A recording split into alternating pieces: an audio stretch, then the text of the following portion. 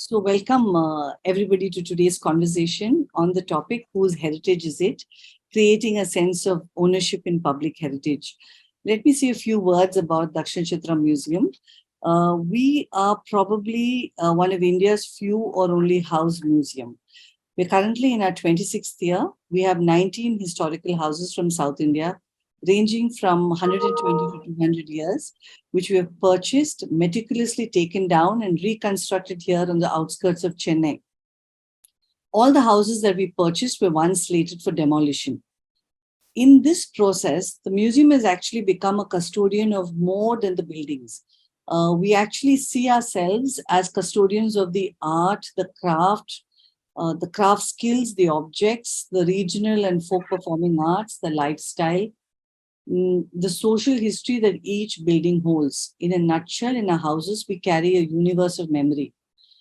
Dakshinachitra is an interactive outdoor museum to which over the years we have added a robust education department, a conservation and collection department, a library and contemporary art galleries, among others.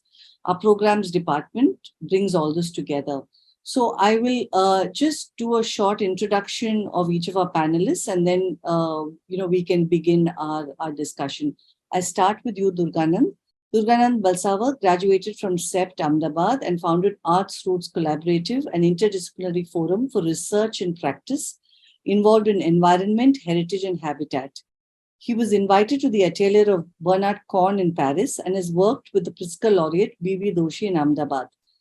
Balsavar is a faculty member at CEPT for the India Studios of Bartlett-UK, RPI-New York, and other schools. He's a member of the Board of Studies at Anna University, Chennai. He's also a member of the Masterplan Monitoring Committee in Chennai and is an invited member to AMB Barcelona. He writes for the Hindu, Frontline, DOMUS, and other journals. Balsavar ideated the Jaipur Architecture Festival, among others. Dr. Bernard Kohn, we see quite often. I think, Parvati, you might need to mute the others as they come in. Dr. Bernard Kohn has been an influential voice at Dakshinachitra since its inception. He started his career in 1984 and worked with the renowned architect Laurie Baker. He received the Charles Wallis India Trust for a master's degree in conservation studies from the University of York. He did his PhD at IIT Madras. Exploring the aspects of local architectural practices, Benny has developed expertise in architectural conservation in particular. He focuses on the usage of natural materials in particular. He's worked on a range of projects in different parts of India, from mud cottages to post-tsunami housing. He's also worked as a consultant for the UNDP, UNESCO, and different state projects. Coming to a final panelist, Kaiwan Mehta. He's born in Mumbai. He's a theorist, critic, and critic in the fields of visual culture, architecture, and city studies. Currently, he is a dean at the Balwant Sheth School of Architecture in Mumbai. And since March 2012, he's been the managing editor of DOMUS India. Kaiwan writes prolifically on architecture, aesthetics, and cities. He co-authored Alice in Bhuleshwar, Navigating a Mumbai Neighborhood, a book that journeys through a city neighborhood, discovering the relationships between architecture, life, and people.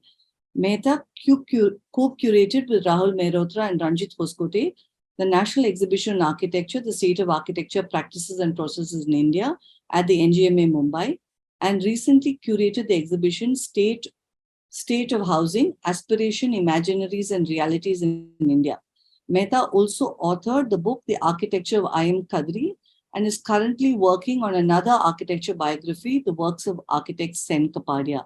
So I've actually been very brief with, you are all much more than what I've said, but for interest of time, I've just sort of taken this.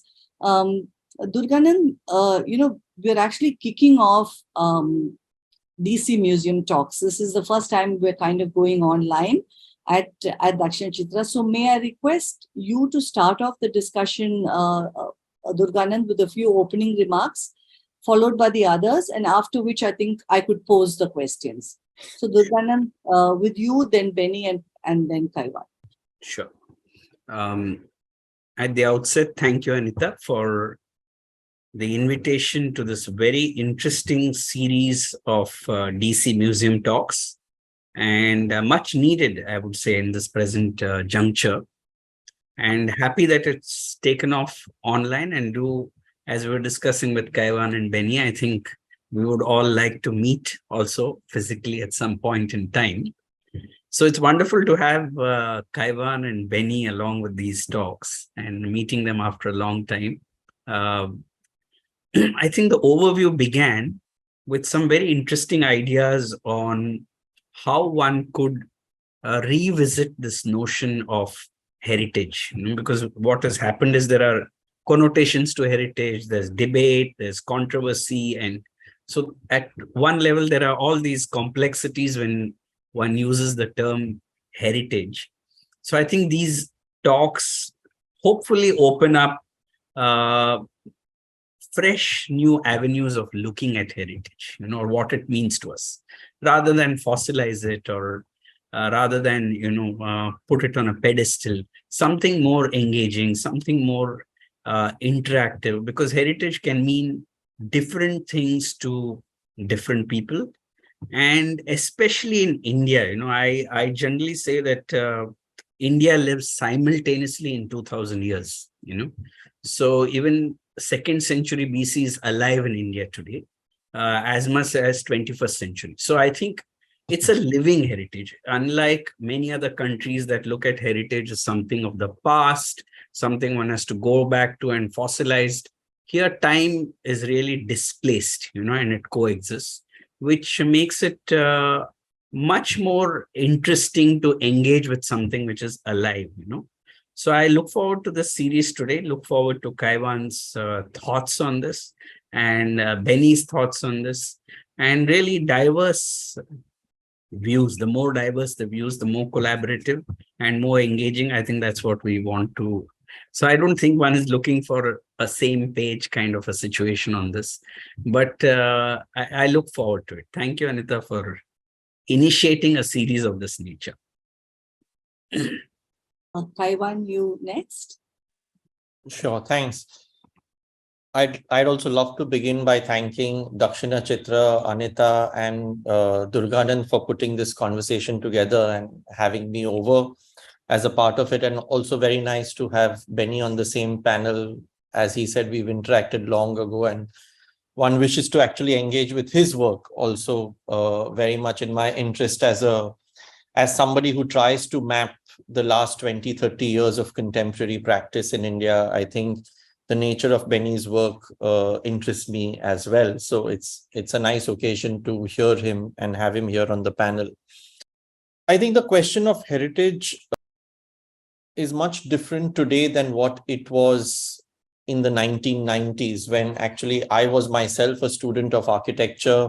As a student, essentially, it's also important, I think, which context we are in when we talk of heritage.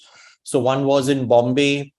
One had access to wonderful lectures and conversations at the Urban Design Research Institute, which was set up by a bunch of very concerned citizens, including the architect Charles Correa.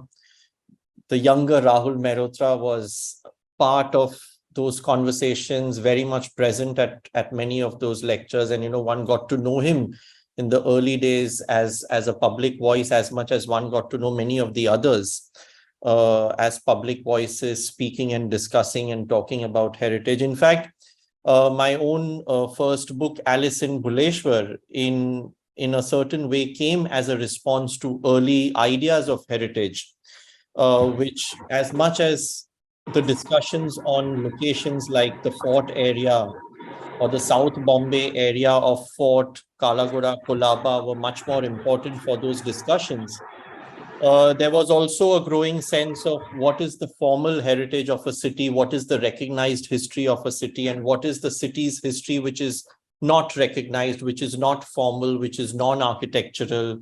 So I think there were a range of discussions, important interventions, important questions, and counter questions in that decade. But I think much has changed for us today. In many ways, I sometimes feel that discussions on heritage and sustainability today, because every second person wants to have a discussion on heritage or sustainability, because they are very easy conversations if you keep the disturbing politics out of it.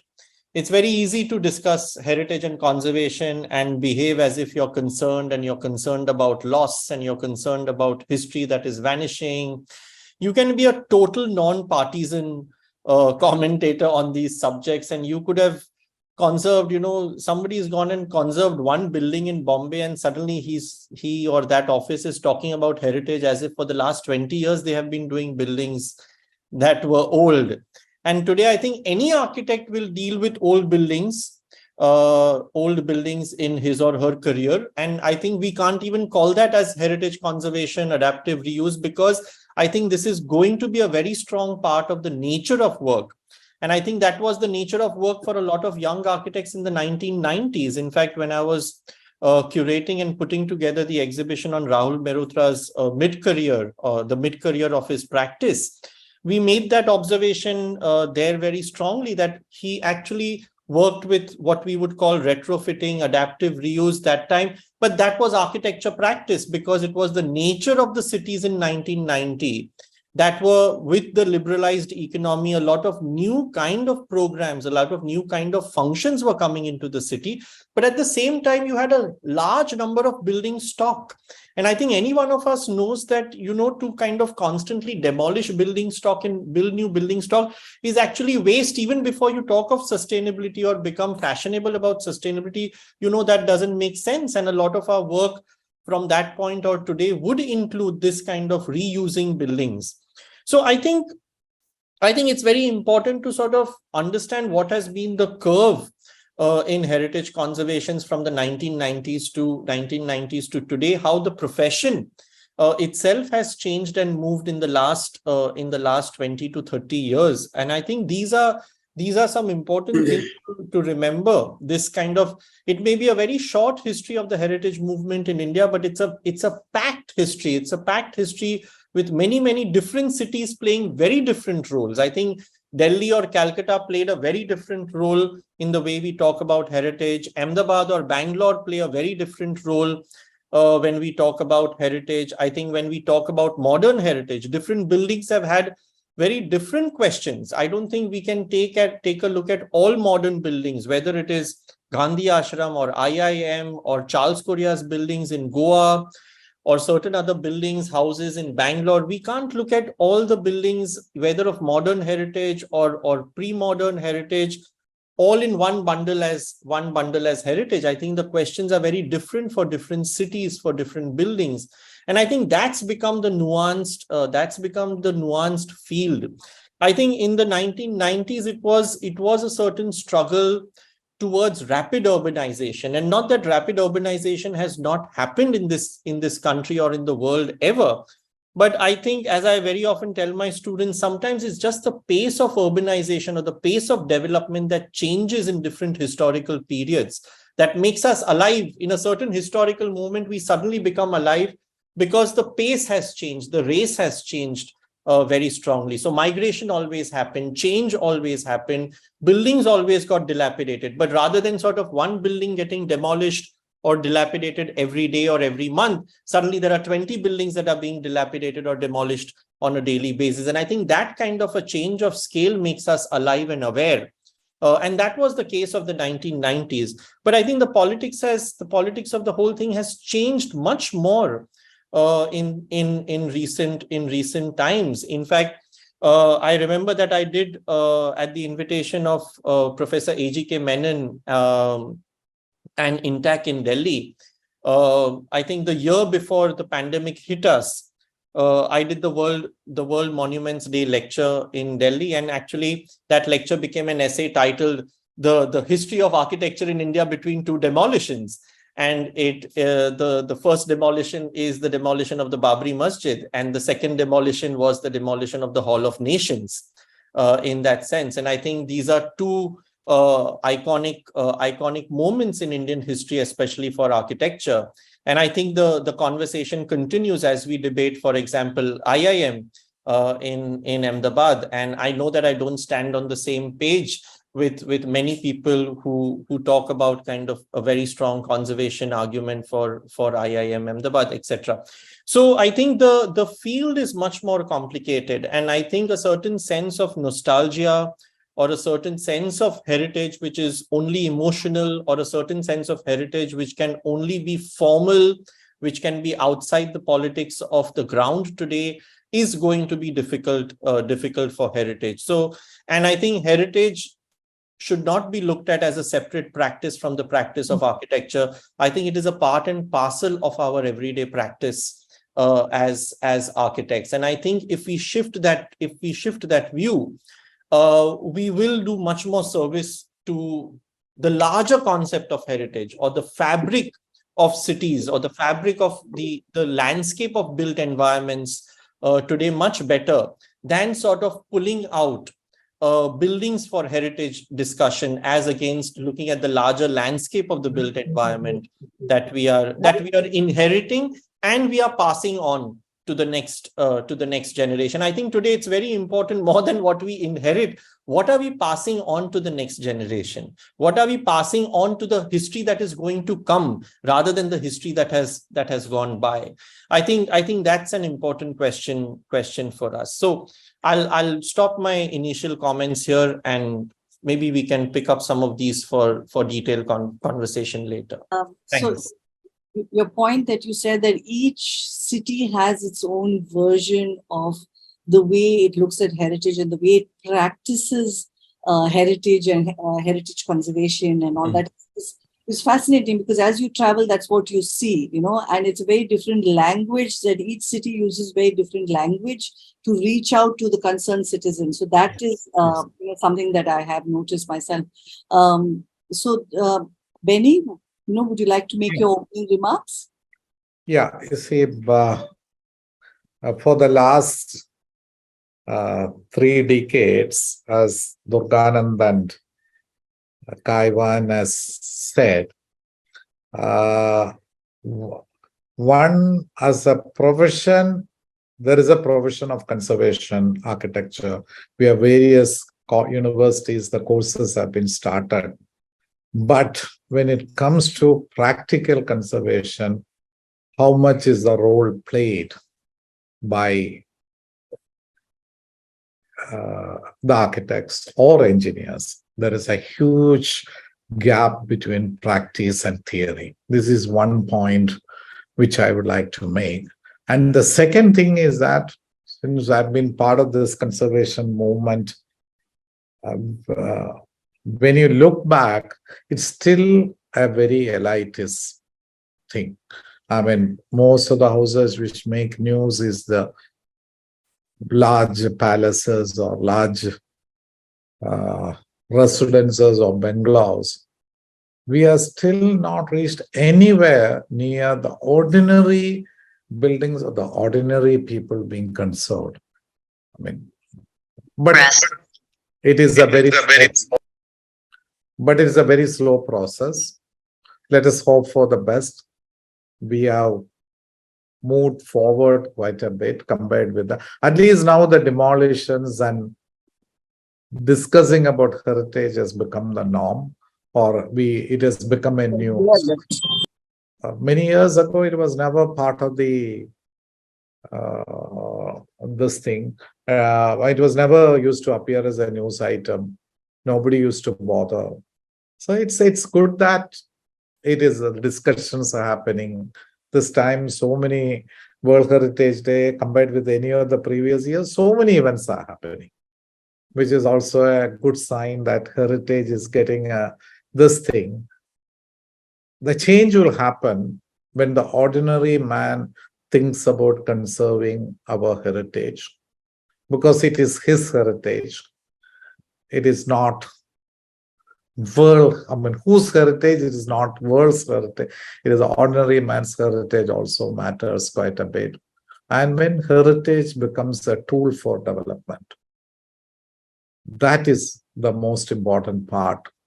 Let us hope that India will play a major part in this struggle or battle. Of course, this is something which even the West has taken many decades. It didn't happen overnight in Europe or any of these Western countries. It has taken many years. Let us hope for the best. Looking forward to the discussion, thanking Dakshinachitra for inviting me to this panel discussion. Let us hope that we'll have a very fruitful discussion to follow. Thank you, Benny. So to start off from what you said that on this this Heritage Day, you're seeing a flurry of activity. You're seeing more events and more write-ups and more talks and lectures than ever before. So just to start off on a general note, how does one awaken a kind of belonging that is latent? It is there. The idea that we're part of a civilizational process. There is this latent consciousness of heritage is the fact that it's precarious and precious. If you could just give us some broad ideas from each of your perspectives before we probably then in the next round go to some specific projects. So, how does one awaken the sense of ownership, a sense of belonging, which I think is latent? How does each of you do it? Durganand, would you like to start? Sure. I'm in response to what was just been discussed. So what I'm saying is more a provocation rather than a prescription, and the reason I'm saying this is because I think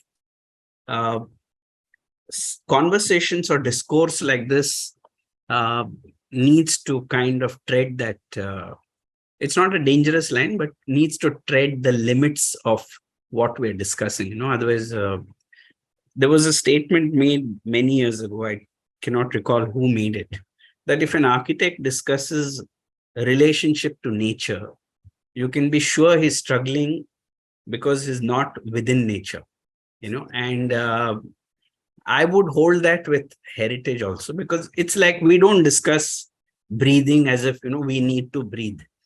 And so what happens is in that discussion itself, becomes a little problematic because we've distanced ourselves from the immersion, of that.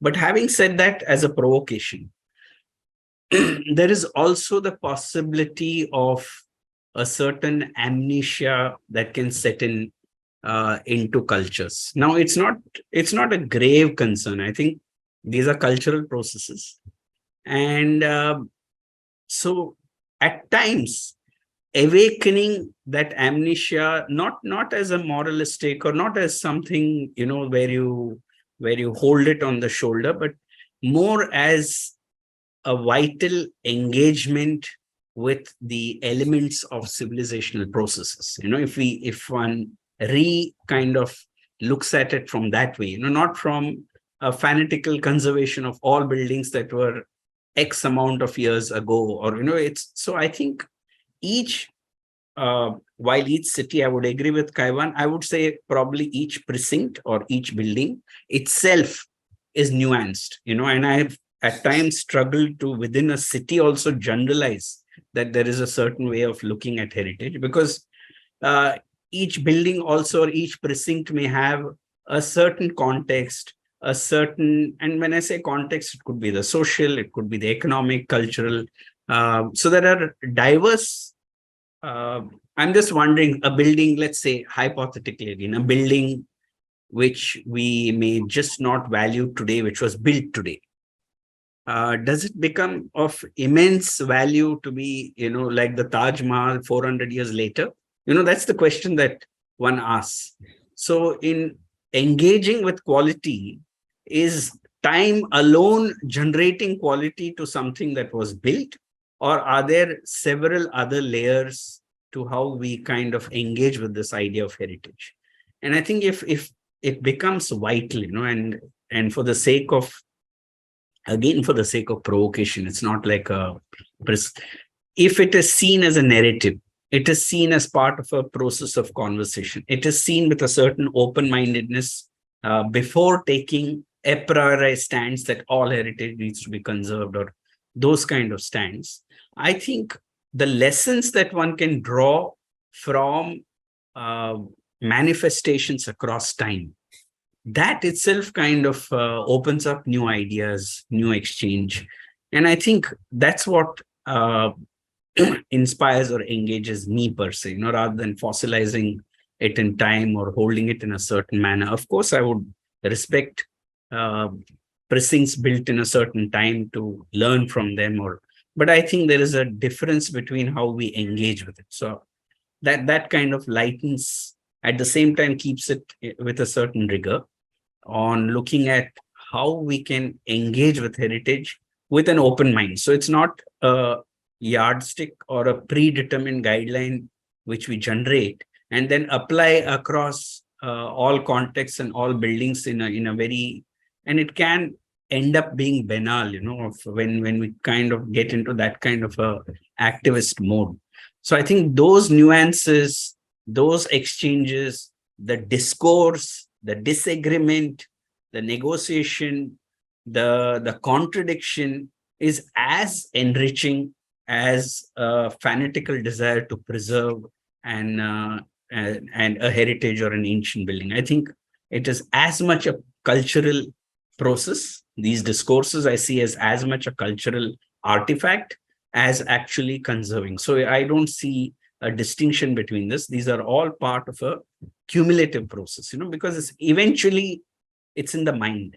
Eventually it's all situated here. It's not situated in the building. It's really situated in our minds. And so I think this is a conversation of minds, and that opening of mind across time is can be a surreal experience also, So I think I'm looking forward to that kind of dialogue. Yeah, thank you. Anita, you're on mute. Yeah.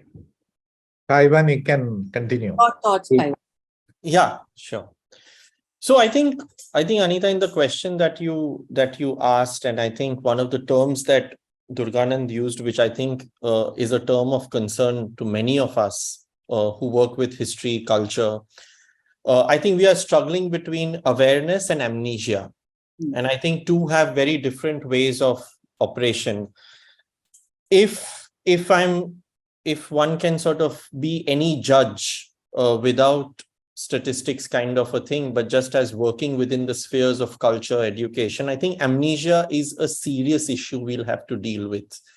I think partly coming out of the many politics we are dealing with, right from the age-old discussion of textbooks and how textbooks are written and erased and wiped out and rewritten and all of those kind of issues. Wiping out of cities and precincts, whether it was wars in the classical period or it's riots in our contemporary cities, to the point of the overload of information that the generations we are actually encountering in our younger years of teaching, you can palpably see the sense of amnesia or the sense of loss. So the struggle to very ready-made identities is very fast because you are either bombarded or you have ready-made identities. So you sort of decide between the two and jump to the ready-made identity. So the bombardment of information, I think, is clearly showing its results in the generation that is in its teen period right now. So I think there is a cultural, political, historical phenomenon that we are going through. And I think amnesia is going to play a very, very important role to be discussed. On the other hand, I think there is the classic awareness that we are dealing and talking with. And I think I can state one example again from Bombay. I think, for example, the Kalagoda Arts Festival, which was built on the principles of awareness. How do you bring a city and citizens to an awareness? It has, as much as the model was beautiful, as much as the model has also achieved certain ground, no doubt about it, but it has also resulted in sort of making a visit to town literally a kind of a tourism affair, visiting a heritage precinct, a tourism affair, rather than a participation in citizenship. Because I think heritage and citizenship are very much integrated issues. You have to understand what is your sensibility of being a citizen, rather than sort of being a person of a particular house or a particular society or a particular lane or a particular religion.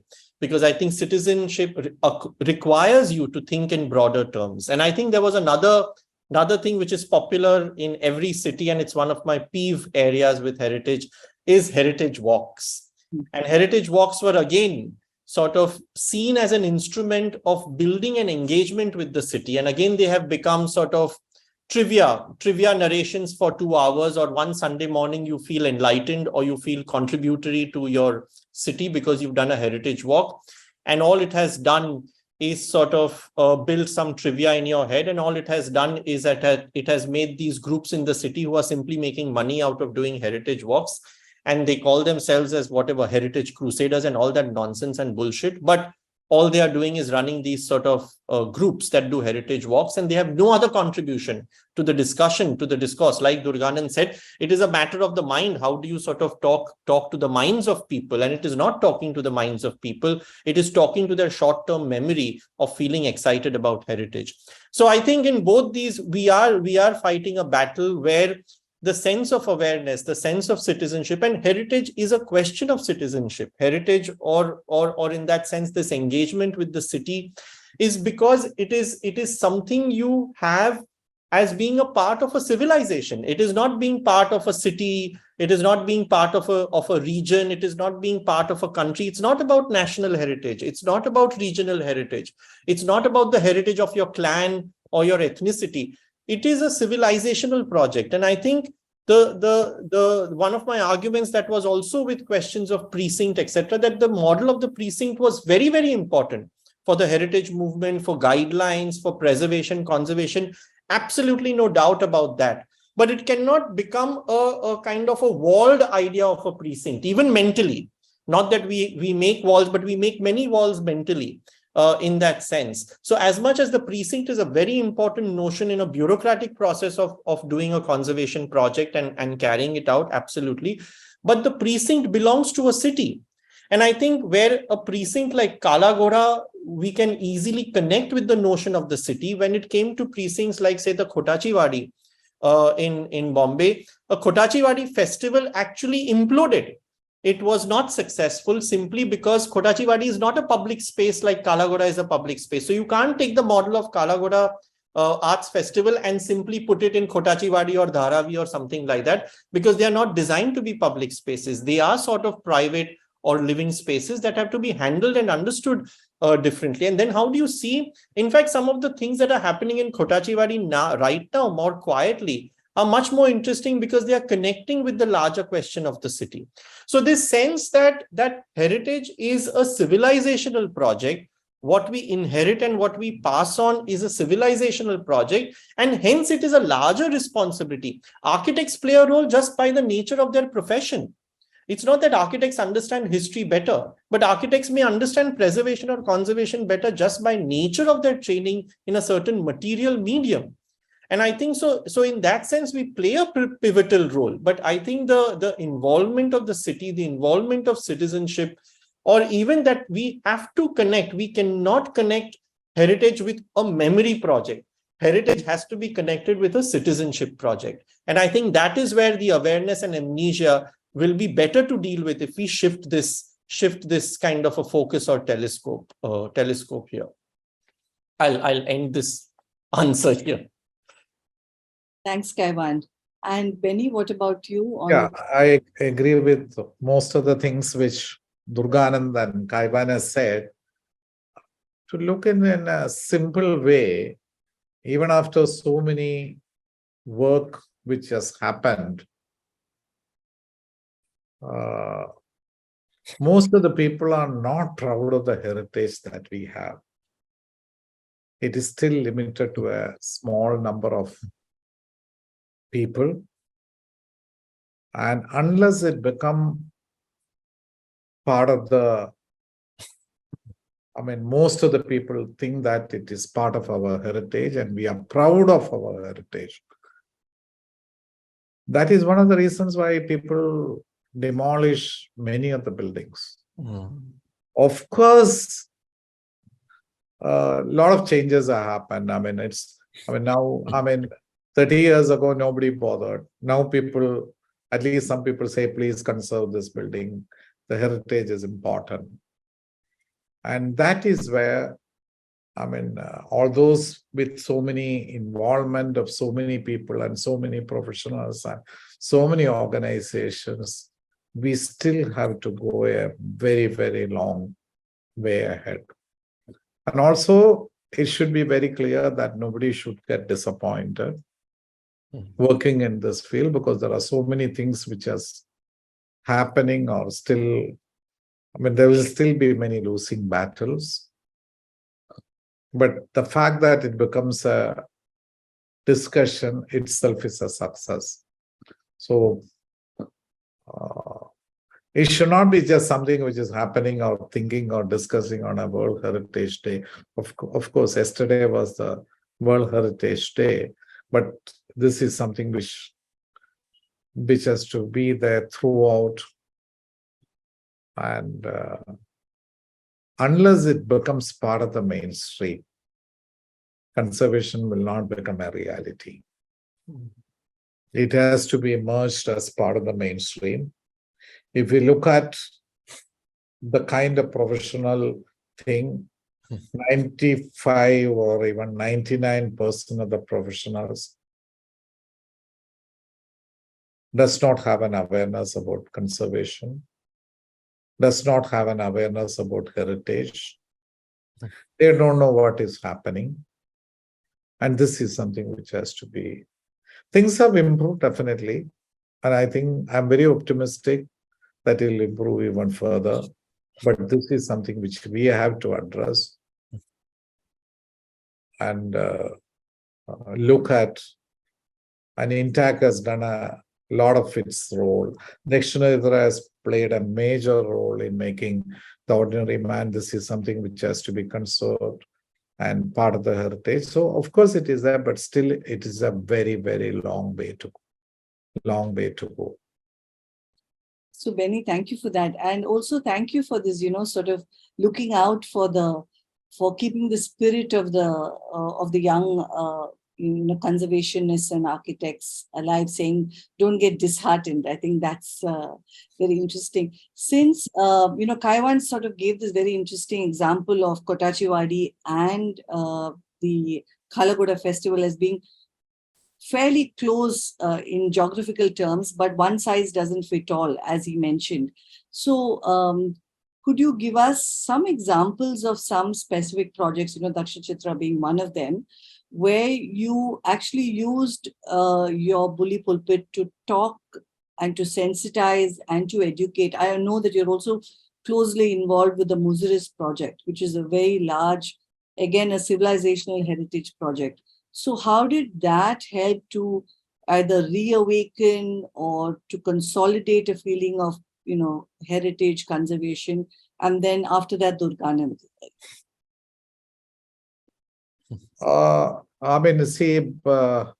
Muziris Heritage Project was a project of the government. It was not an NGO initiative. It was not a local initiative. It was decided at the top level. There was a tremendous support from the government. But when I look back, there are a lot of things which has happened, which I think the awareness has increased.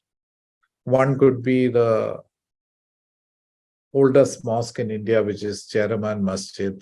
They have added minarets and domes few decades ago. Then about 2 decades or 3 decades ago, they added concrete and steel truss and all those additions. And it was a very decision by the mosque authorities themselves, not the authorities. It was a general body decision where, Jamaat, where every member of the people were there.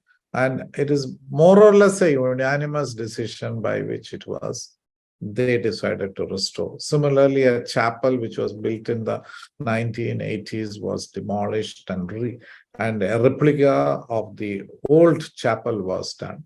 So all these things helps to create an awareness. There are few homestays which has come up, not few, quite a bit of the homestays which has come up. The government is the biggest custodian of heritage properties in India. And public works departments in charge of most of these buildings. Unless the government takes an initiative and government takes a leading step. And if you look at you will find in many of the cases, it is the government itself which is destroying many of the heritage properties. I'm not referring to any particular government, but when you look at it, it is happening. That is where the awareness is important. But when it comes to ordinary buildings, even when there is an awareness among a individual heritage building owner, there is no professional help which is happening. Very little. The profession is still not geared. The engineering profession, the conservation profession, the architectural profession, or any of the building related professions are not in a position when it comes to a particular individual building which is getting dilapidated. There are, of course, some attempts here and there which is happening. But as a general, that is why I said it has not become part of the mainstream. But it will become part of the mainstream. There is a huge demand from the public to conserve the buildings. Let us look at this point where we failed. The traditional knowledge system by the craftsmen, I'm talking about masons and carpenters, and there is no connection between the profession and the traditional knowledge system. Unless this connection is re-established, or all of us work together as a team, we will talk in conferences and seminars about conservation, but in reality, it is not going to happen. Of course, even those limited projects which are happening are getting publicized or comes in various magazines and everything. But still, it is a very long way to go. I was also thinking, you know, we've been talking about the pace. I mean, we started off and some of the first point was about the pace at which things are happening. So I've been thinking whether slowness may be important in this, whether an ability to slow down. I know it's kind of utopian or it's sometimes beyond you, but is slowness an important part of our ability to understand, appreciate, stop, and look at the various intersections? I mean, usually our intersection of heritages, of, you know, of its beauty and its how old a building is, art and culture. But now, you know, Kaiwan has complicated it with a very interesting idea of citizenship, and Durganand has spoken about amnesia and memory. So would slowness or a chance to create a slower pace help in that? Durganand, your thoughts on that? Again, if I can raise it more in the spirit of provocation than prescription, because otherwise heritage generally reaches that, and connect it back to amnesia and memory. Again, as a detached civilizational or cultural process, there are some very interesting studies which are emerging on what is cultural memory. And now these are studies which are work in progress, but very interesting, that many times, and this is not something we become very conscious about, but many a times in a city of rapid change, just the presence of a building of the 16th century or something built in the 18th century generates a certain level of gravitas or stability and thereby slowness into a city, that it gives a very different record of time in the mind and brings to bear an ancient or medieval memory in its connections with the contemporary. You know, otherwise what happens is when we say heritage, I think heritage itself is a Eurocentric concept. Not that I have a problem with Eurocentric, but it's a Eurocentric concept. And therefore, we have to situate and say in July 1870, neoclassicism was over and this began. So we start staging history as if it was sequential, as if it had a date, when actually I would like to believe that all ideas are alive at all times. And the Enlightenment project and modernism in a certain way, I think, generated this idea of heritage in time and gave it a certain commodification, and if by extension, gentrification. And this I'm saying purely out of provocation so that we can relook at this idea of heritage, that if it is a living heritage, especially in the context of India, and that living heritage, like for instance, let's say Rajasthan, or let's say many situations like this. As Benny was discussing, there are remote towns or Kerala. Those traditions are living and on, and they're not even conscious of it. And when they're not conscious of it, they're living a full life with it. It really brings another level of inspiration that they've not situated themselves in time, Otherwise, what happens is we are layering materials or building processes with time and bringing in a certain morality to it. So, as Benny said, if schools of architecture begin to privilege, and of course, it's because of not to blame them, but it's of course because of Le Corbusier and Kahn and all coming into India with a certain material, and it getting subtly associated with this whole idea of a free nation and modernism, that building traditions which were living and alive get a connotation of outdated without sufficient engagement. Or in today's time, gets very elitist if I used lime, or very elitist if I used a certain kind of wood. And so it gets again situated in the reverse, that if I used those materials or those processes, I situate myself as a practice in a certain way. I think both are, I won't say problematic, but both have their own boundaries. And if those boundaries can be tested, where we look at these notions as alive, these notions as living realities, and that the notion of situated in a certain time need not bring a moralism of being outdated or needing a certain condescending approach to preserve it, but something that is alive, something that is very much part of us, something that is interesting to the notions of how we build or how we inhabit this planet. And I think it just opens up the mystery of the human condition, on the diversity of inhabiting this planet, and minimizing the adversity to ecology and environment, of course, not to generate a platform of sustainability here. But I think out of a deeper need of a practice to be empathetic and minimize damage to the environment, not as a goal or a purpose, but more in an immersive, direct manner, So it's a thin line between prescription and engagement and immersion. So, which is why I'm cautioning against the prescription right now, because I think with the manner in which we're thinking right now and the kind of possibilities that are opening, it's really amazing in which how we can reconnect with these notions.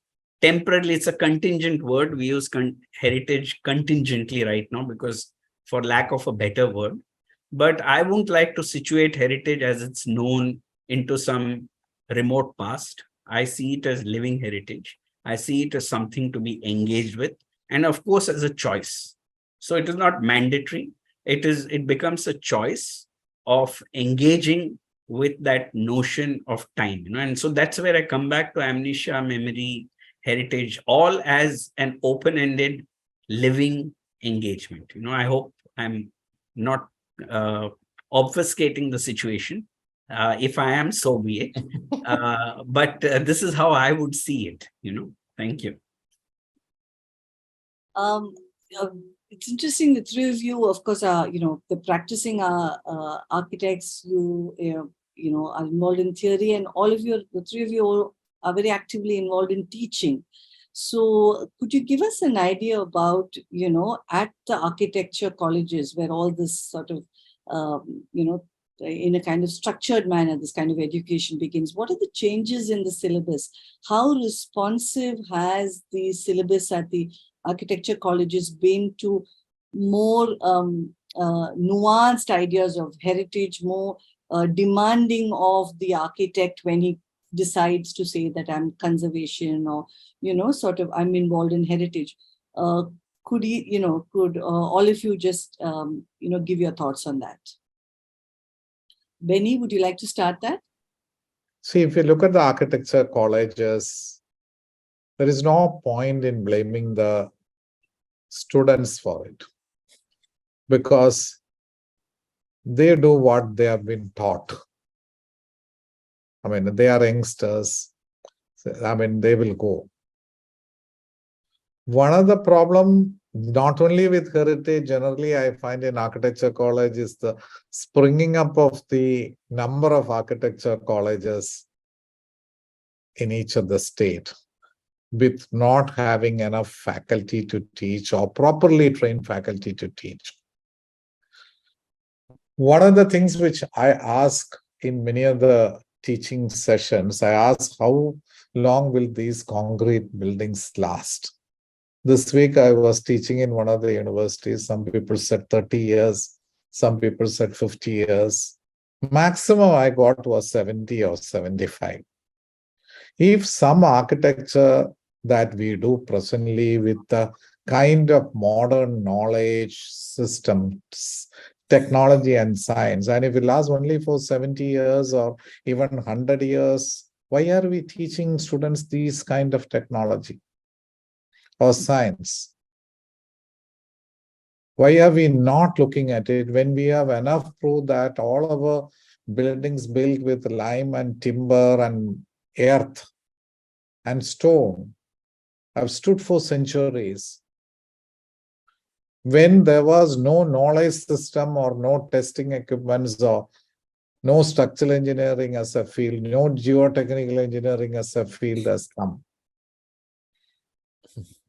The solution or the way the teacher, I mean, it has to change, but it is not very easy. We won't be able to change the architectural education overnight, or any of these things will be very difficult for us to do. I think architects and engineers are the last ones to understand that the kind of architecture or buildings which are coming up in our cities is not what is sustainable or not what is required or is not what is suitable to the climate, and it's not going to serve the purpose of these things which is required. Public knows it. Why are people talking about matchbox-like structures, concrete forest, ugly glass box-like structures which are coming up in our cities? I don't agree with what Durganand has said, that it is a Eurocentric concept. Of course, it's originated in the Western world, but the reason is they are much ahead of us, at least by 3 or 4 decades, in terms of architecture. The conservation movement in Europe started in the late 19th century or early 20th century. The Society for Protection of Ancient Buildings is more than 100 years old as an organization. There were many organizations like that. But the movement picked up when the kind of architecture which came up in the European cities, people realized that this is not something which we want. And that is where the reaction came. In our case, public is slowly understanding that the kind of concrete buildings which are coming up are not doing the purpose it is supposed to serve. I mean, now the one case which I give is the Spencer Plaza, one of the malls which are closed, which is occupies a huge area. The building has become obsolete.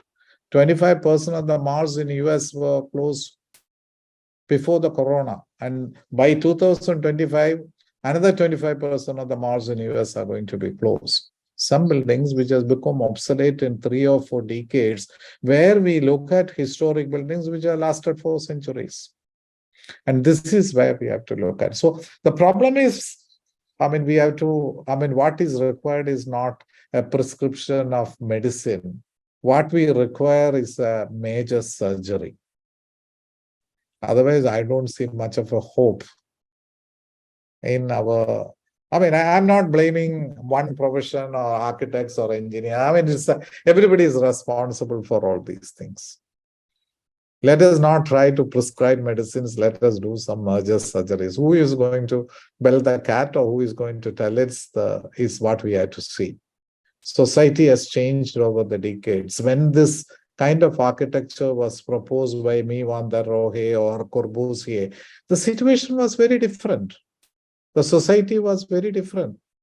Now the need of the hour is to address climate change and global warming and all these things. See the heat wave which is going through in India. So this is what is more important. Let us look at it. Now it has become a do or die kind of situation. Germany, the temperatures are going up for many places. Summers are very hot. At the same time, we have the cold wave also. And floods also. In March month, there was a flood in Bangalore. Unheard of. So let us address these issues. What is the profession doing to address these kind of issues? And that is what is more important to be looked at. Thanks, Ben. Yes, yesterday we were having a conversation and someone just said that Churu in Rajasthan is the hottest place in India, and it's also during winter the coldest place in India. But Kaiwan, since you also are involved in teaching, could you share some of the ways in which colleges, syllabi, pedagogy has addressed the changing needs? Before I respond to that question, I think Benny's last few comments have opened a Pandora's box.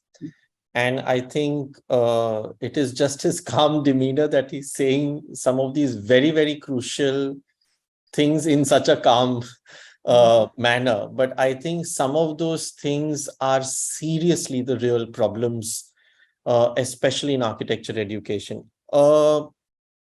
2-3 things in the question that you more pointedly ask. And I think I'm also keeping in mind or on the side a couple of things that Benny has pointed out, because I think it's important to keep referring to what he is saying. One thing is that some of the good schools, the master's degree in conservation is quite good. One has to sort of acknowledge that. I don't have a broad survey. I have a sense of colleges that are generally well known in India, that many of us are involved in directly or indirectly, or have colleagues and friends teaching, being there, etc. So I think some of the conservation programs at the master's level with conservation in mind are good, and they can also set good models and good precedents.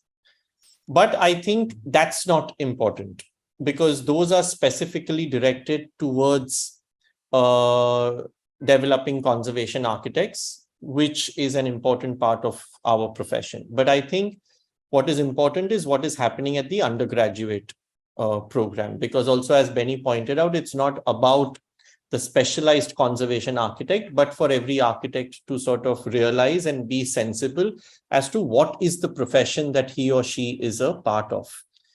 And I think as much as I have sort of had access to a fairly large amount of schools of architecture at the undergraduate level, either as doing lectures, workshops, being part of thesis juries, etc., I do agree that many of our teachers are not equipped to handle students and topics that after a point require specialized knowledge.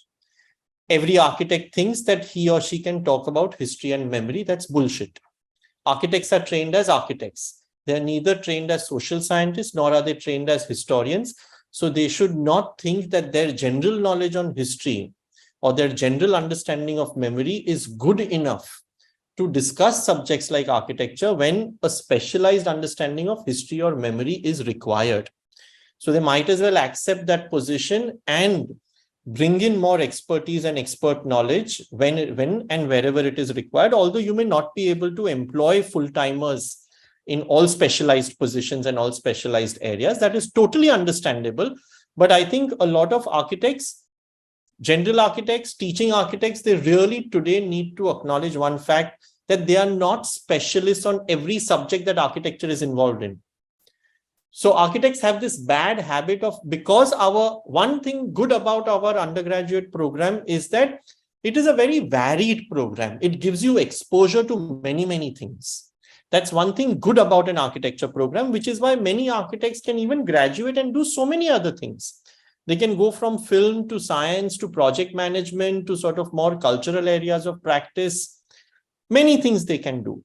But at the same time, that also indicates that we are good generalists. We are not good specialists.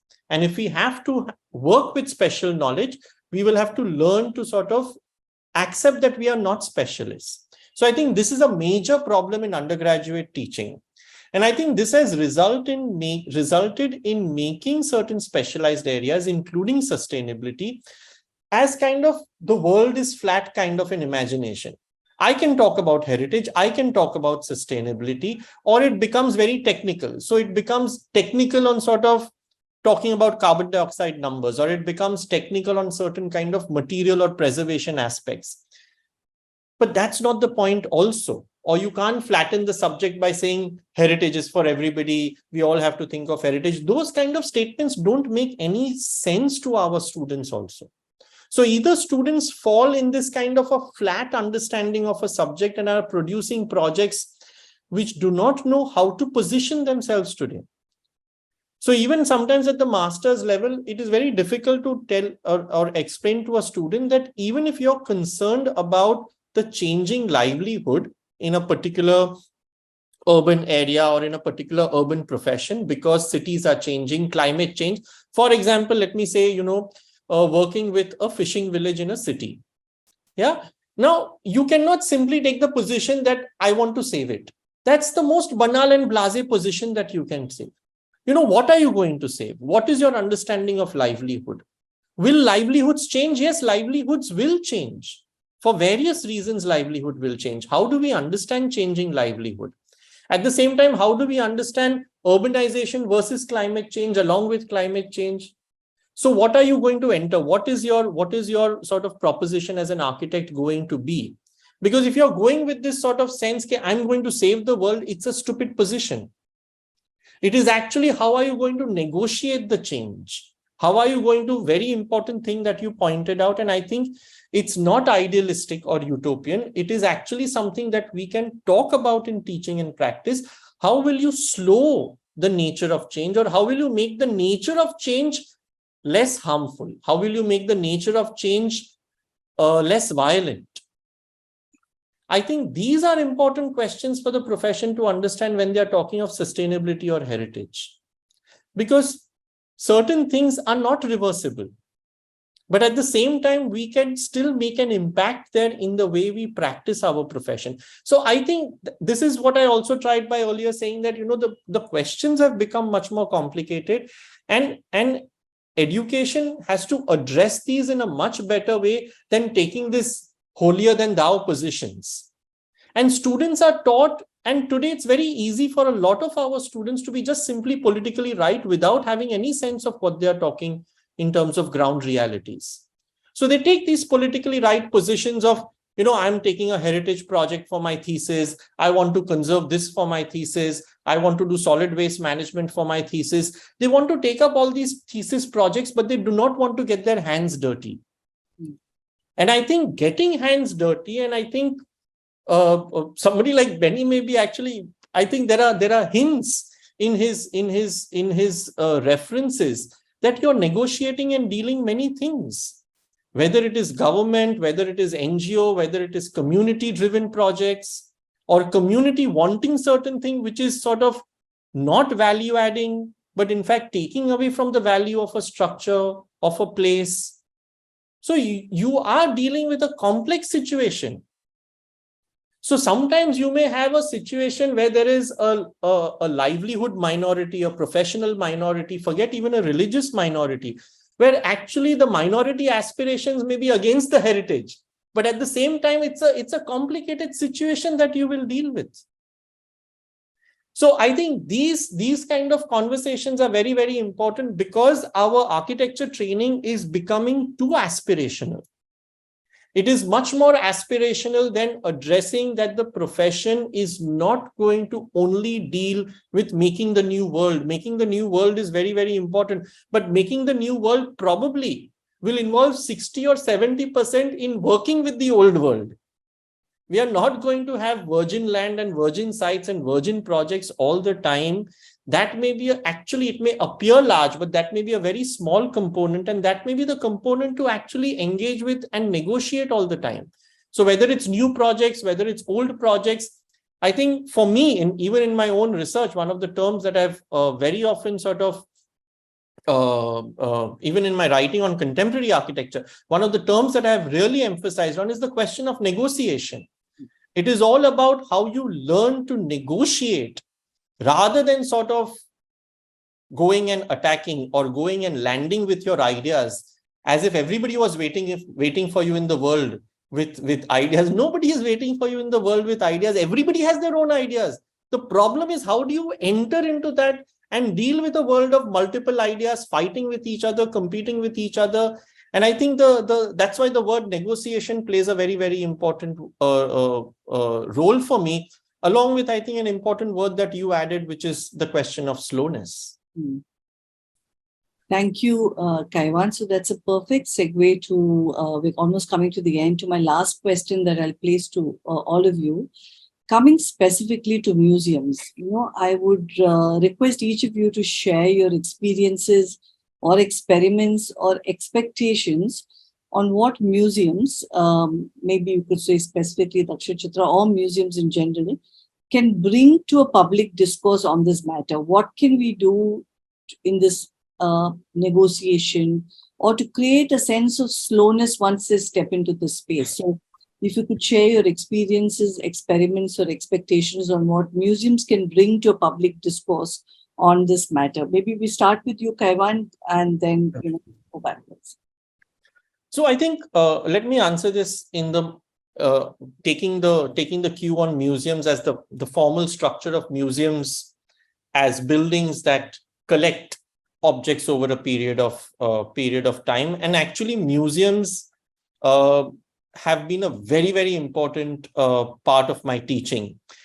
In fact, when I started teaching in Ahmedabad at CEPT, coming from Bombay, where I had access to so many more museums and galleries and all of that, in Ahmedabad, I felt sometimes till I discovered spaces in Ahmedabad as well.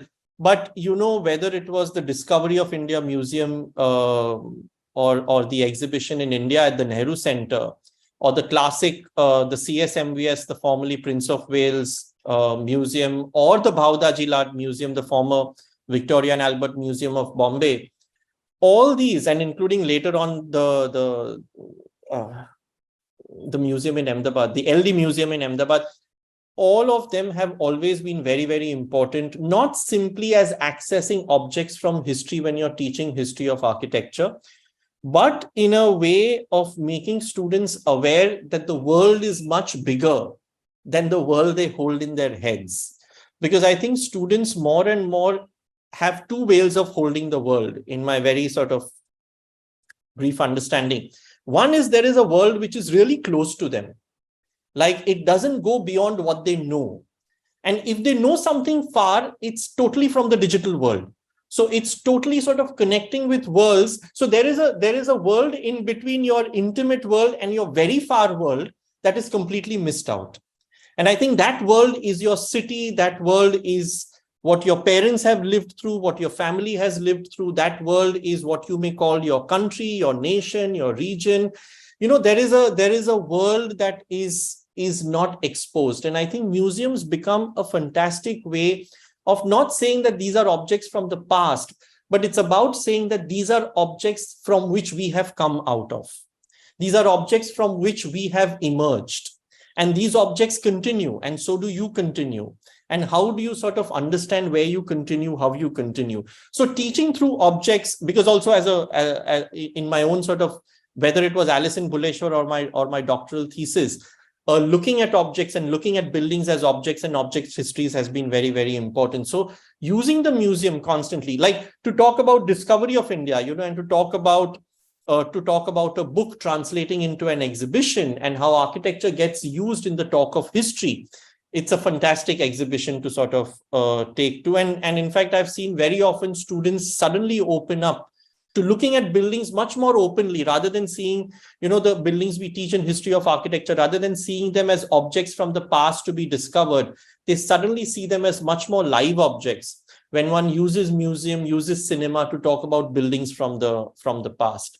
But the other thing for me, which is sort of partly the summation of my book, Alice in Bhuleshwar, which was also to see that the city is a museum that is going to change at all points in time. And just as it is your museum where buildings have come collected, and for example, even the Museum of Man in Bhopal, if I remember right, where buildings and objects have come together in a certain way of presentation, in a certain way of exposition.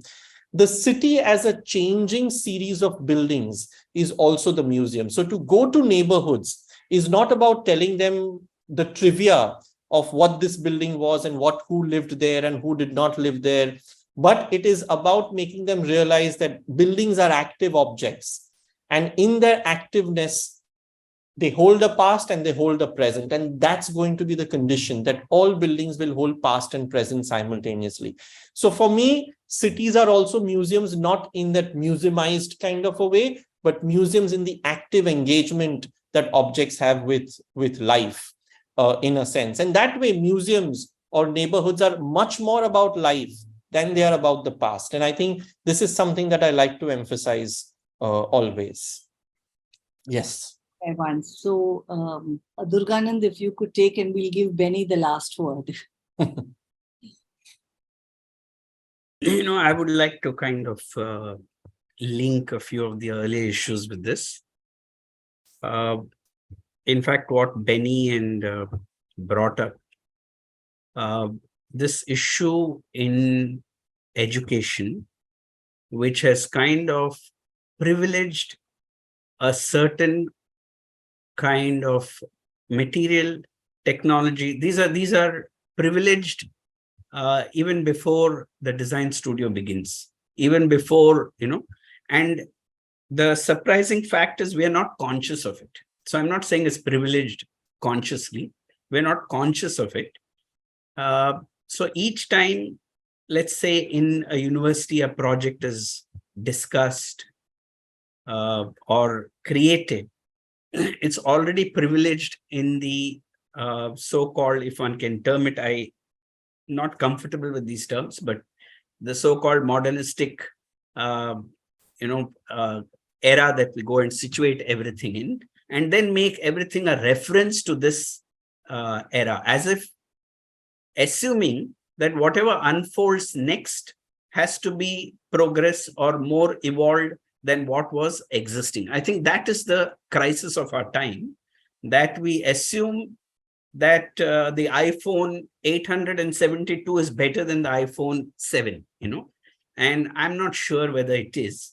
So if we can engage with that practice, that we engage with the fact that each of these are simultaneous existing realities with a kind of meaning and enrichment at this given moment.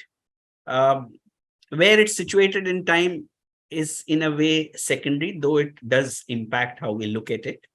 But I think if we can open the mind to that kind of aliveness, that each of these is alive. And that's where the museum comes into picture, because I go back to the notion of the mind. It's been occupying me for some time now, that when we engage with it, there's something happening to an understanding of ourselves. And let's say someone visited, for instance, when my students come, and I'm sure with Benny, it's even more evident. When students come into a Kerala Nalakate, ask them, which is the element that surprises you the minute you address or the minute you encounter? And almost invariably, it's the court.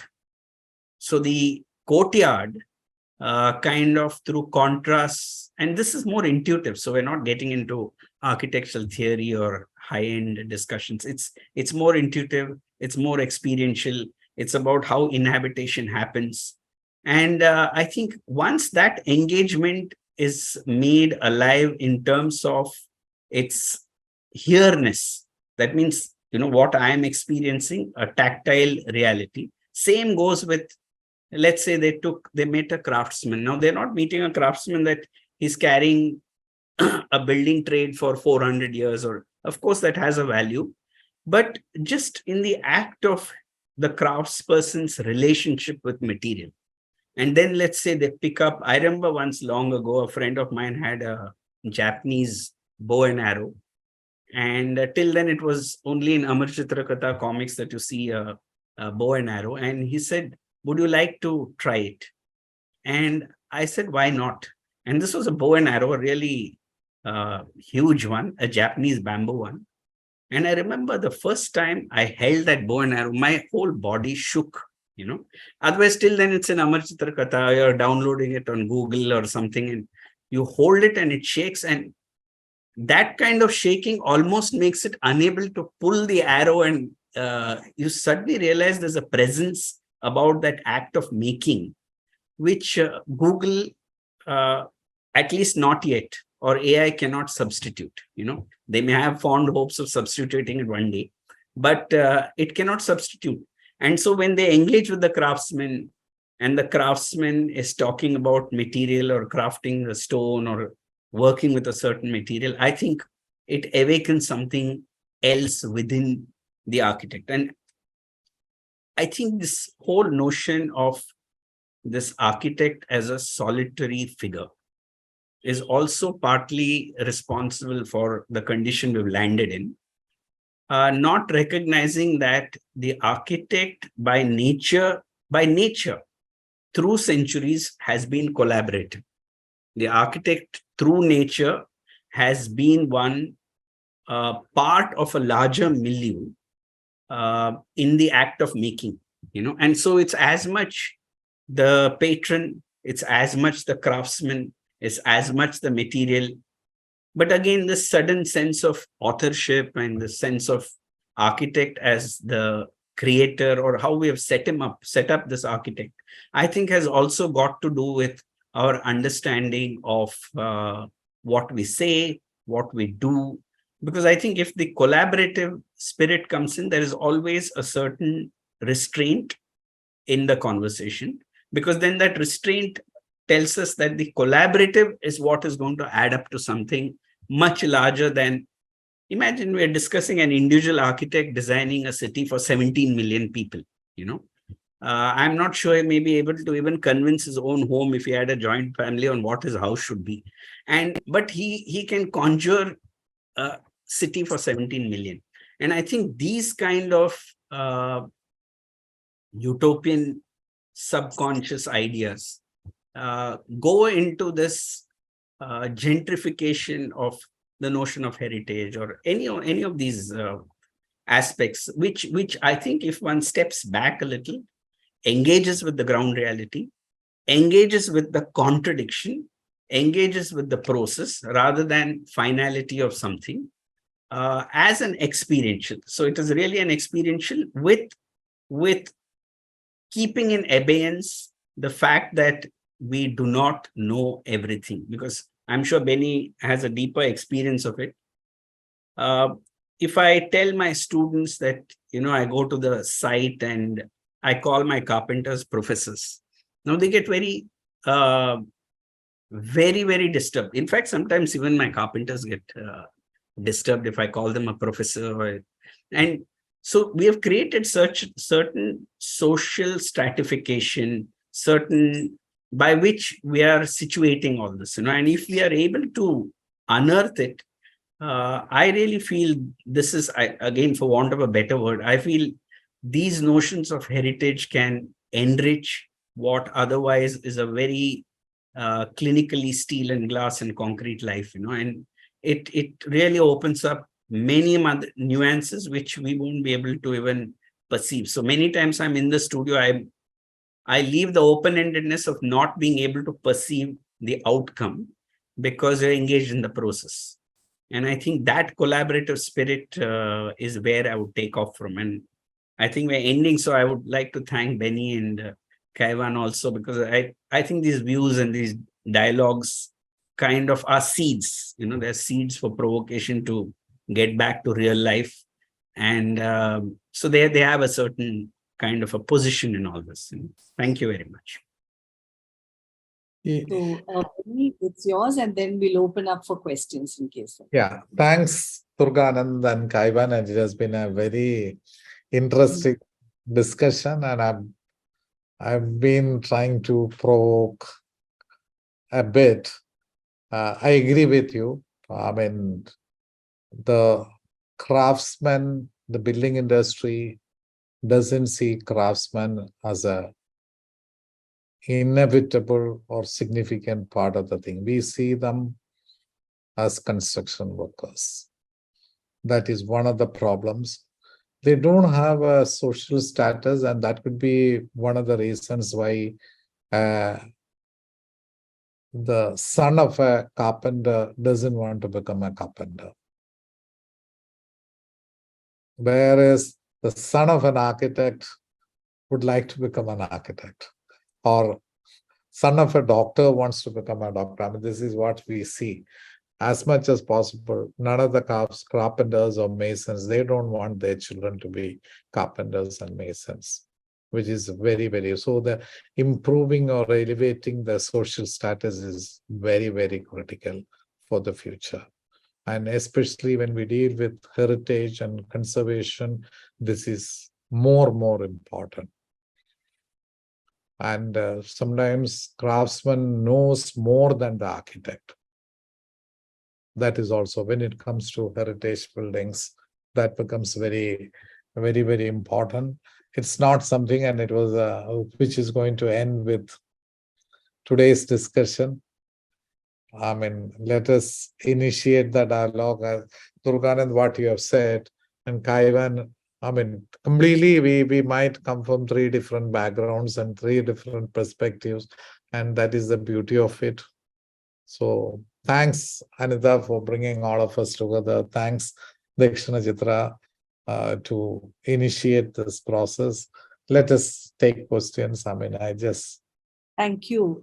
Thank you all. And, as a museum which works on heritage, very rich repository of ideas and knowledge we have today, and we hope to inculcate it. So we've asked for the questions to be placed on the chat box, but if anyone has questions, they can unmute and they can ask the questions. We'll wait to see if there are any questions. Or else you've given a lot for people to chew on, and there's one message. Yeah. This has come from Ranjit Russo, and he says, if conservation is a wealth-consuming process, how do we trace the heritage of subalterns? The people who live in peripheries and leftover places have less attention of organizational and governmental support.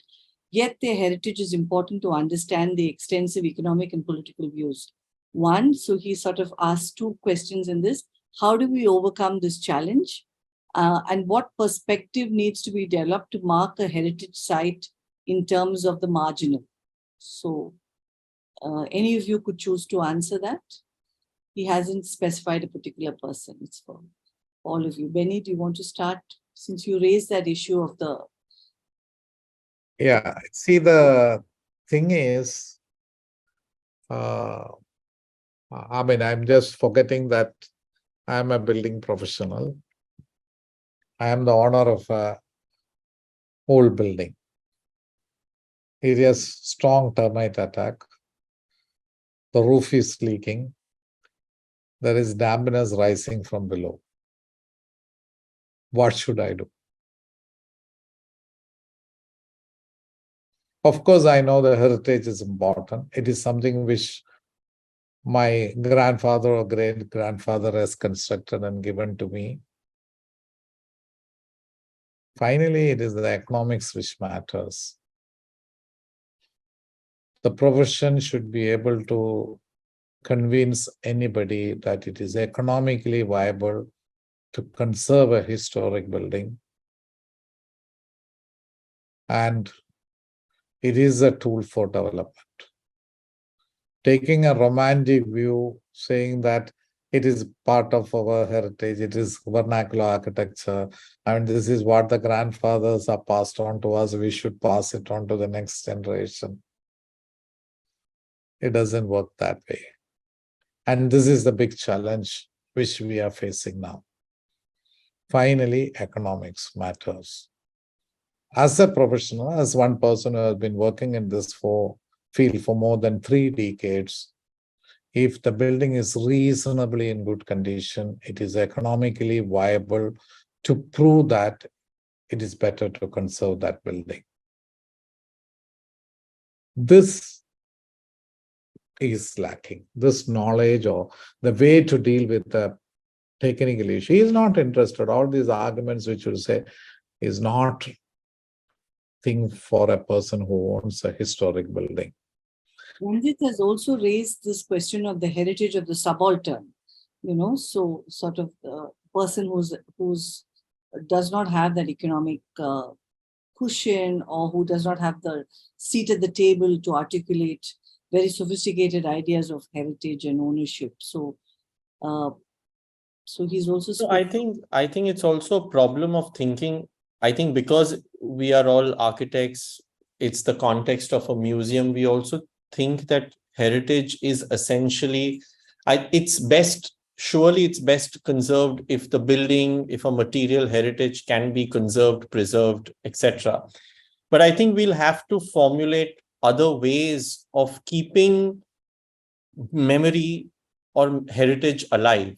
And I think, for example, as I always say, that for me, the Alice in Bhuleshwar project, even before it was a book, it was about conserving through narrative, conserving through the structure of writing. In fact, a lot of my own material has become archival material. The photographs I have of buildings clicked 20 years ago, 15 years ago, either those buildings have drastically changed under repair, because these were not the formal buildings. Many buildings were caught in tenant-landlord battles. Many buildings were seriously dilapidated. You can't expect anyone to live in some of these buildings. They were and beyond repair, etc. So one will in different ways. I think the question raises that you have many delicate situations, and I think we'll have to figure out different ways where we can keep structures, where we can keep physical fabrics. And in that sense, I think it's also important, something that one was also talking, that sometimes places will change, but how will they change? What is the nature of change? What is the nature of reconstruction? Because even if buildings change, there are certain imaginations of space, architecture, memory, elements, visual, that can be reincorporated, reworked. Like, for example, very often my argument in some of the inner cities, it's not about heritage as a visual structure or as a style or as a beautiful building or as handed down from generations. That's not the argument. The argument is actually that some of these have created, and that's where I may link to the second question that has come from Ezhil Madi, which is about that some of these landscapes have created negotiable living. They have allowed people with stark different practices to live very close to each other, maintaining distance when they want to, but allowing them to come together. So some of these have also generated the nature of communities, the nature of structures, I mean social structures that we have inherited. So sometimes it's about talking of inner cities, the way social structures have survived over long periods of time. Again, to take the example of Buleshwar, one of the reasons why I entered into the study of Buleshwar was a reaction to the riots that followed the demolition of Babri Masjid in Bombay between 1992 and 93. And a serious question of what is the nature of urban spaces that suddenly become kind of on a war structure when it becomes when it comes to a riot, when it comes to a stressed situation. And similarly, for my PhD work, I studied the period of the plague and then the period of the riots, literally 100 years away, to see where antagonism comes into urban spaces. So when do spaces become neighborly and when do spaces become antagonistic? So I think our heritage holds a lot of these kind of ideas and memory which are pleasant and unpleasant. And I think we will have to deal with that when we talk of heritage. We will have to deal with question that actually also what we have inherited, you have to not forget that it has come after what we have lost or destroyed in the past also. So the past has already filtered certain things for you. So you get a filtered past as any past is always filtered. And it will hold as much as problems as it may hold a certain kind of promise. So heritage cannot be seen outside of sensitivities and ethics. Sensitivities and ethics are very, very important. How do you understand, for example, gender in some of these old buildings? These old buildings are pathetic when it comes to gender. And very often I used to sort of narrate this beautiful Gujarati writer who talks of the chawl and the wadis, which are sometimes celebrated, or the poles, which are celebrated. But the poles have been the center of riots, and their structure has been used against human beings to sort of block people and kill them in that sense. At the same time, you have this beautiful Gujarati writer which talks about a chawl as a creepy building because from a gender structure, she could be observed from anyone in the chawl. So there are also positions from different, there are also descriptions of these places from different positions where they are not the most pleasant buildings to be inherited. But at the same time, we see a different kind of a value. So heritage will always come with problems of sensitivities and ethics, and we will have to negotiate that. And in that sense, as much as it is a problem of practice, it is also a problem of how do you write about cultural heritage or other forms. For me, it's more as a writer, besides being a teacher. But one will have other forms, including sort of film has engaged with heritage very, very seriously and interestingly. I think films have brought out the sensitivities around heritage very differently in many, many ways. So I think we will have to also see other mediums besides architecture that engage with the question of heritage and produce it. If they are not they cannot do the conservation project, but they will conserve it in different ways and different mediums. And I think this is an important area to keep in mind for a person like me who comes more from cultural studies to heritage besides architecture. Yeah. Thanks. So Durganand, would you like to address both the questions? And then we've already overshot on time. So yes. Yeah, just very briefly, if required, actually. I think most has already been kind of conveyed or stated.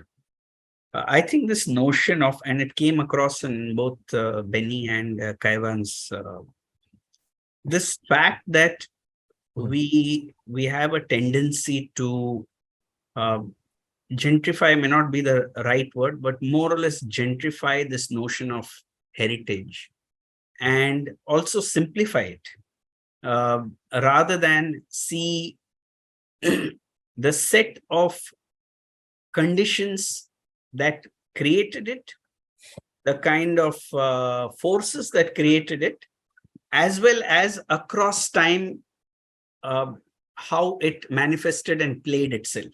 I think then if we are able to keep an open mind and from a certain distance, look at each of this, like for instance, the pole was discussed. Now I have studied and my own thesis was on the poles, which was later part of the I think one part went for the UNESCO thing, but that was the first time in CEPT, probably I documented about 200 poles, 200 homes at that time, because there was this whole dialogue of what is this pole house and what is this typology? Because otherwise it's a very easy, I won't say facile, but an easy way to say that the pole has a tinne in front, it has a courtyard, it has a parsal, and you just identify certain names and state that this is a pole house.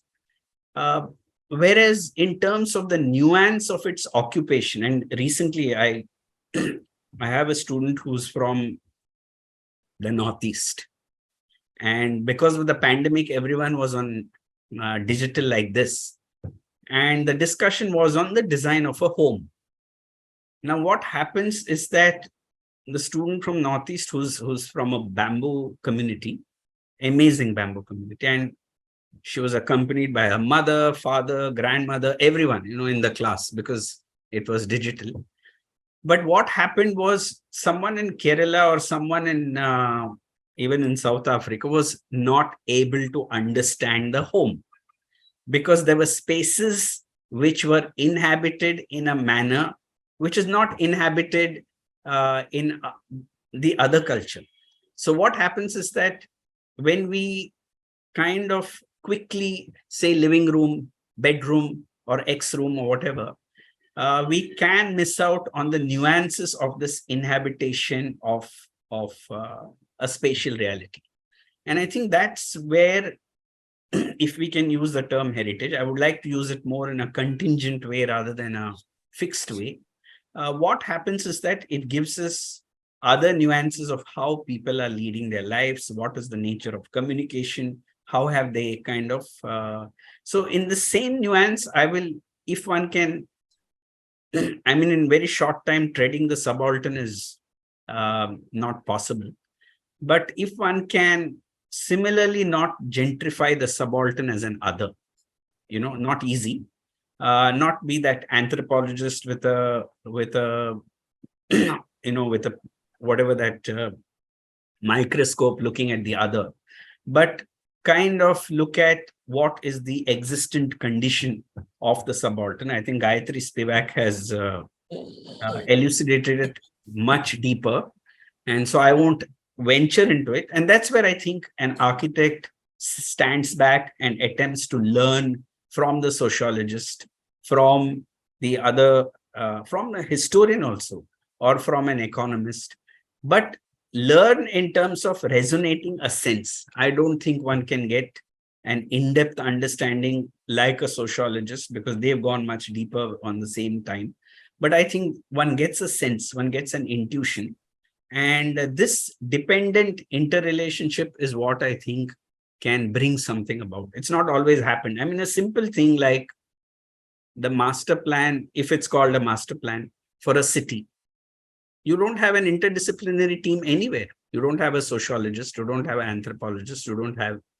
So are we saying that a singular practice can conjure a master plan or conjure a heritage plan? I think it needs several readings. The readings may contradict, the readings may be complex, but the comfort to engage with that kind of a if one may call it contradiction, imperfection, multiple views, diversity, I think that's the core of re-engaging with the nuance, and being comfortable with it. It's not as if one needed a finite kind of a definition for it. So in all these, I would go back to that. And I again would thank Kaiwan and Benny, and thank you, Anita and Dakshinachitra, because I think we enjoyed this one, and I hope it grows into more. Certainly, thank you very much. Thanks to all three of you, Durganand, Kaiwan, and Benny, for your generous time that you've given and for the invigorating set of ideas. We will be back every month with various kinds of conversation on history, heritage, art, culture, memory, nostalgia, and all such terms. Thank you all. And I'd like to invite all of you, of course, Benny comes, but Kaiwan, do come to Chennai and do visit Dakshinachitra, and Durganand, hope to see you more often. Sure. And thanks to all the participants as well who joined us. So good night. Thank you very, very much. Thank you all. Thank you. Good night. Good.